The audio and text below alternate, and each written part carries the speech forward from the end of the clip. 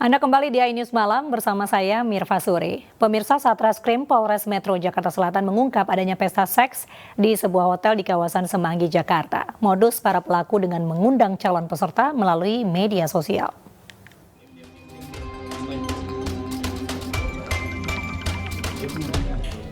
Inilah detik-detik penggerebekan sebuah kamar hotel di kawasan Semanggi, Jakarta Selatan yang dijadikan lokasi pesta seks oleh sejumlah orang. Dari penggerebekan tersebut, 4 orang berinisial GA, YM, CF, dan TA yang menjadi fasilitator dan peserta dari pesta seks tersebut langsung diamankan dan ditetapkan sebagai tersangka oleh penyidik Satreskrim Polres Metro Jakarta Selatan.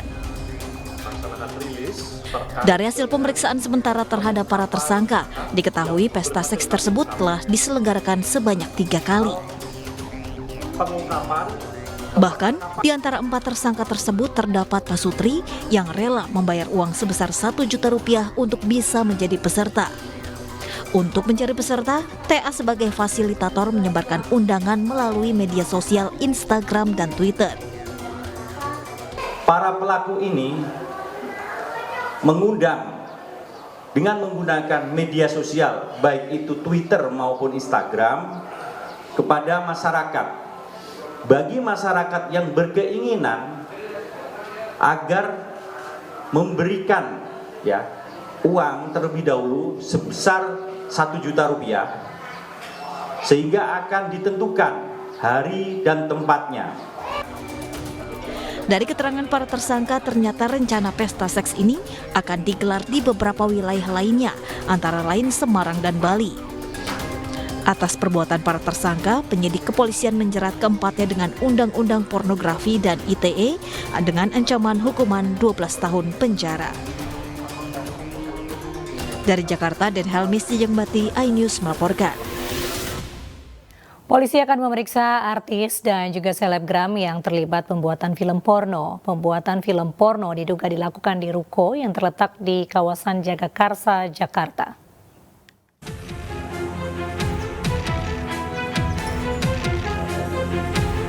Inilah penampakan unit bangunan yang diduga dijadikan tempat pembuatan film porno di Jalan Serengseng Sawah, Jagakarsa, Jakarta Selatan.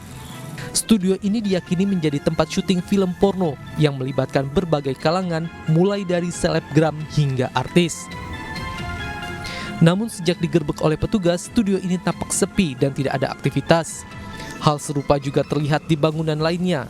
Studio yang terletak tidak jauh dari lokasi pertama ini juga diduga menjadi salah satu lokasi pembuatan film porno.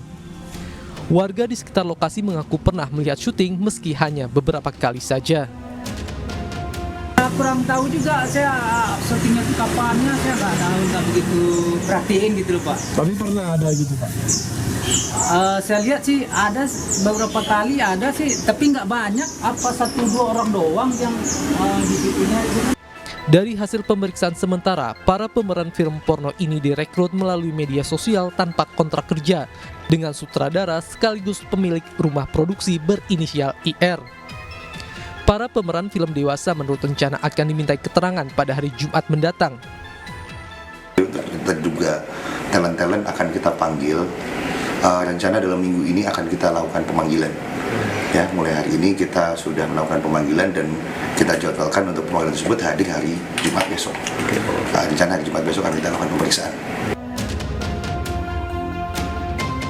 Sebelumnya, Subdit Cyber Ditreskrimsus Polda Metro Jaya mengungkap kasus dugaan tindak pidana pembuatan atau penyebaran konten video porno atau film adegan dewasa.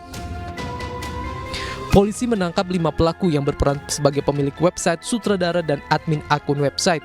Seorang tersangka perempuan berperan sebagai sekretaris sekaligus pemeran wanita.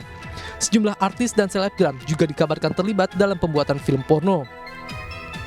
Para pelaku mengaku telah meraup keuntungan hingga Rp500 juta dengan menjual konten porno mulai Rp50.000 untuk sehari berlangganan hingga Rp500.000 untuk setahun berlangganan. Dari Jakarta, Helmi Sajangbati, iNews melaporkan. Pemirsa, proses otopsi 2 jasad anonim tanpa kepala di Rumah Sakit Bob Bazar Kalianda, Lampung Selatan telah selesai. Tim forensik menemukan bekas luka di bagian tubuh kedua jenazah.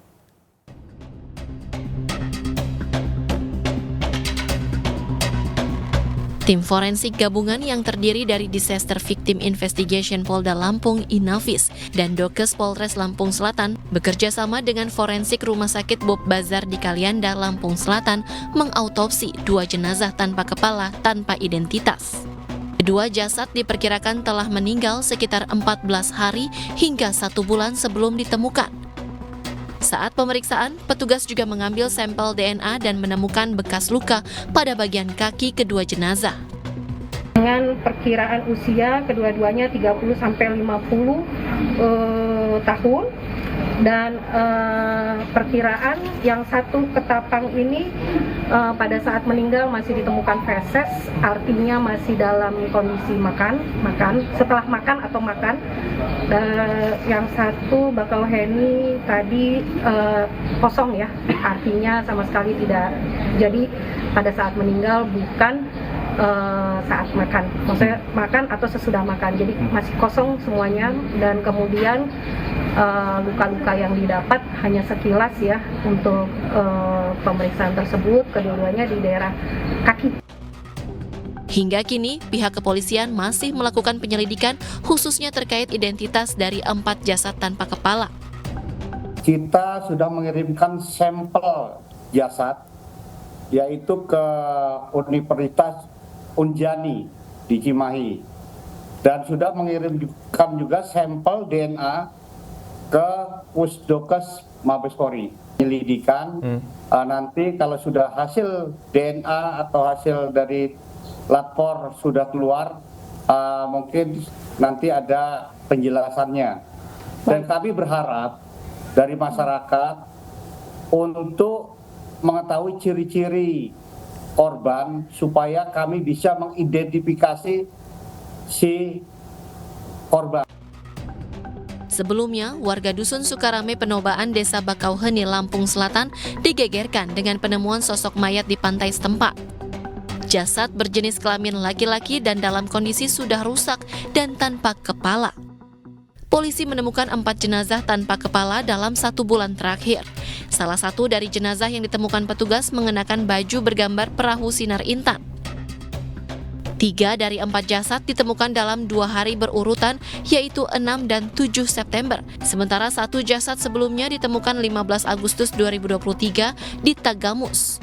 Kasus ini pun masih didalami polisi. Tim Liputan iNews melaporkan. Sementara itu polisi kembali menggelar olah tempat kejadian perkara di rumah ditemukannya jenazah ibu dan anak di Bukit Cinere Indah, Depok, Jawa Barat. Olah tempat kejadian perkara difokuskan mencari sampel pembanding di 9 titik rumah.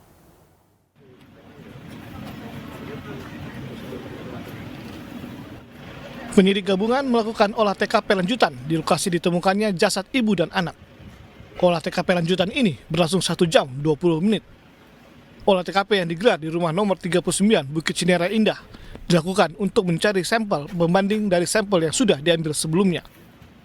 Sampel ini perlu lantaran hingga kini penyidik belum bisa menyimpulkan penyebab kematian ibu dan anak ini.